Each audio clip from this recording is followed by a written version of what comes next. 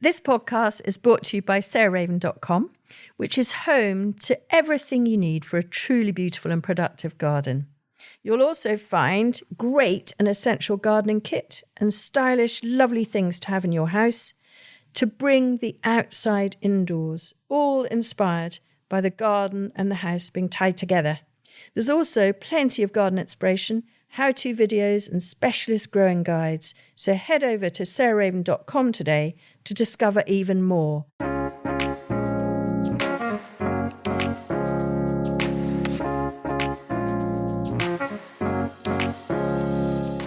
Welcome to Grow, Cook, Eat, Arrange, the podcast of me, Sarah Raven. And today, again, I'm on my own. I'm doing the 6th part of our mini-series on colour in the garden and sort of standing back and appraising whether you're getting exactly what you want from your garden in terms of life-enhancing colour. And for me, there is nothing more important than colour in a garden. I know some people just don't agree about that. And I have a godmother who's a wonderful garden designer. And I remember her saying to me once in the early days when I gave up medicine and started gardening, Sarah, every garden should work in a black and white picture and be as beautiful in black and white as it is in colour.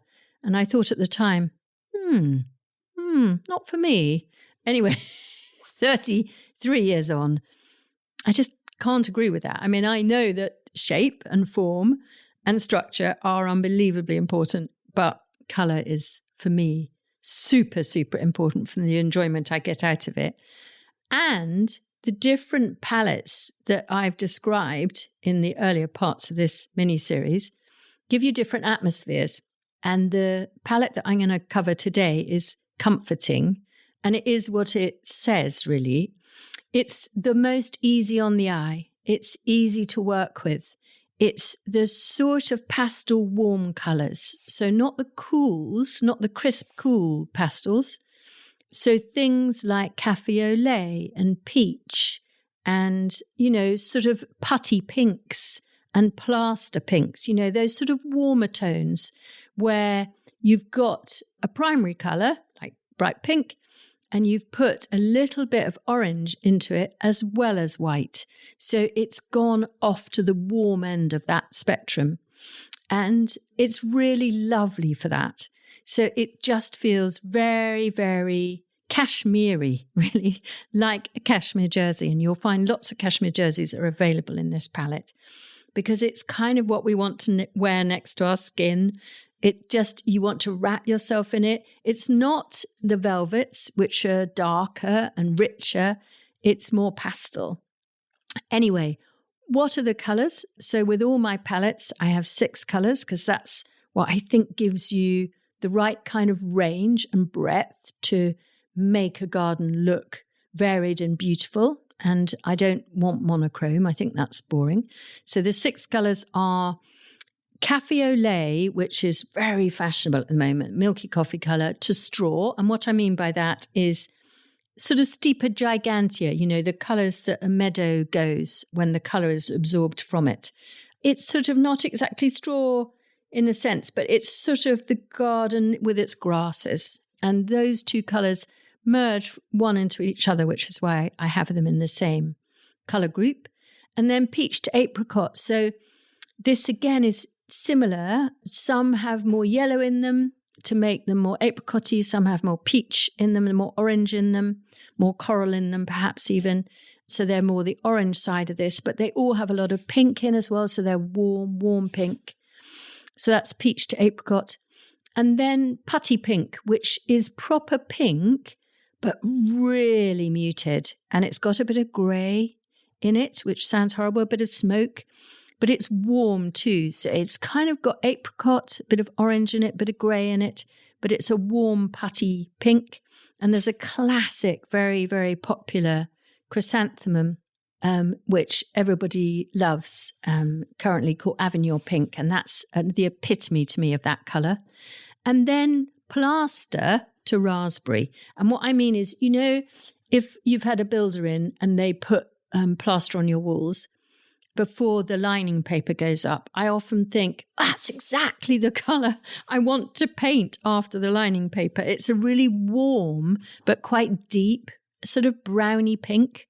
So that would be the next one, to raspberry, which is bright. And you need that because that's going to provide your gate crashers. That's the contrast. But again, it's not luminous pink. It's not a brilliant pink. And it's not, it doesn't, you don't have this in the Venetian palette. So it's as saturated as you get in this palette. By the way, we'll put color charts in the podcast notes. So if I'm not explaining this clearly enough, then you can see online. And then coral to rust. So this is where we're rather similar to the velvet palette, but here it's tonally different. So it's paler. It's got more white in it than sort of red brick. And then finally ivory. So these are the warm whites. So not snow white, warm white. So some yellow in that white. So those are your 6 colours. So then to move on to the families that will give you those colours. So the families that we rely on in the areas of the garden that we devote to this palette are, of course, narcissus, but the ones that have those peachy perianth. The perianth is the nose, the bit in the centre. And so the peachy tones of those, which you either love or hate, but they've become very, very fashionable at the moment. There's a variety called precocious. There's a variety called Katie Heath, Bell Song. There are lots that are becoming increasingly available, often very scented and really lovely. And then ideally they have not a bright white outer halo of petals, but more an ivory halo of petals around them. So where there's a little bit of yellow through them.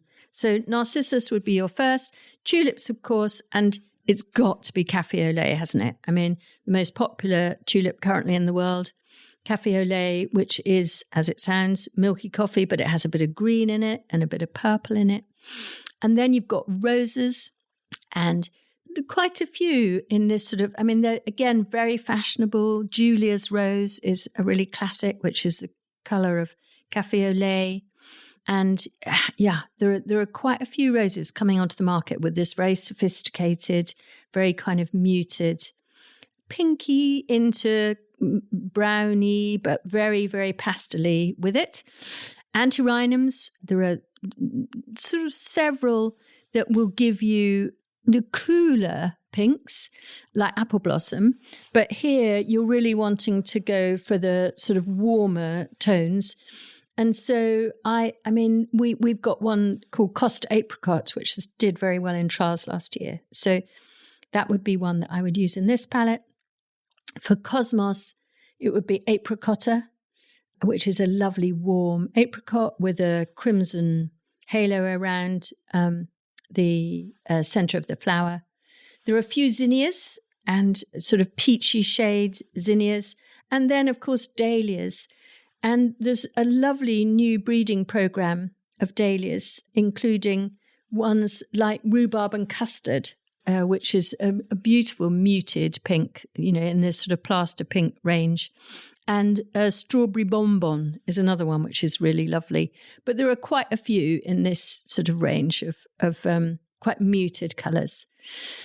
So in terms of your seasons for March and April, it's probably going to be narcissus, followed by tulips and a wallflower. And the Sunset series have got a really beautiful variety in a sort of café au lait colour. And I've already mentioned the narcissus and the tulips. And then you're probably moving for May into June to calendulas.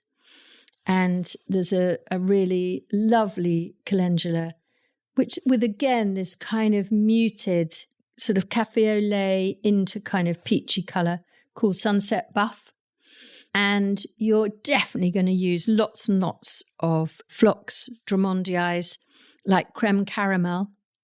And creme caramel is just a really wonderful mix of café au lait colour with a bit of pink. And it's just a fantastic mix of colours that fits in this palette so perfectly. So that will take you July, August, September.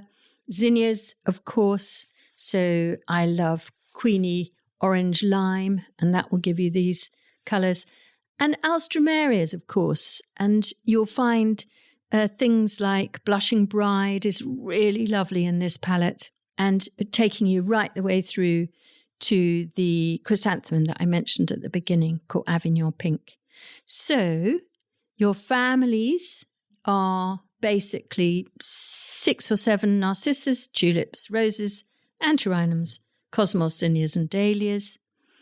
And between them, they're really going to cover you very sort of adequately, and maybe finishing with salvias for very late in the year. And there's a classic combination that we have here, honestly, for November, and that's a salvia called Stormy Pink, and that is overplanted with chrysanthemum Avignon Pink. And that combination with perhaps a dahlia like Breakout and Linda's Baby above it.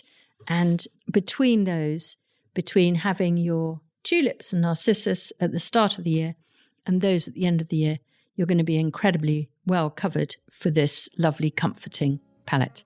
So I hope there's plenty of ideas for you there.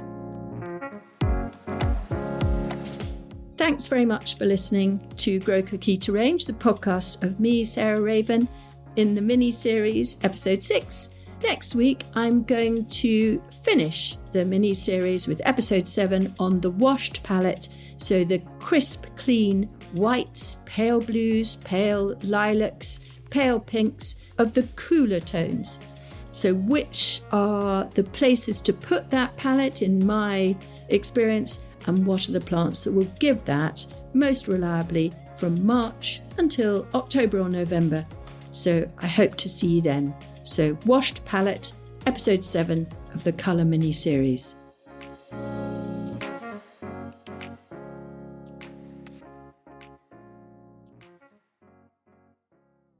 You can find more information, photos and advice sheets on all the plants and recipes we talk about on this podcast by heading to the show notes or at sarahraven.com/podcast.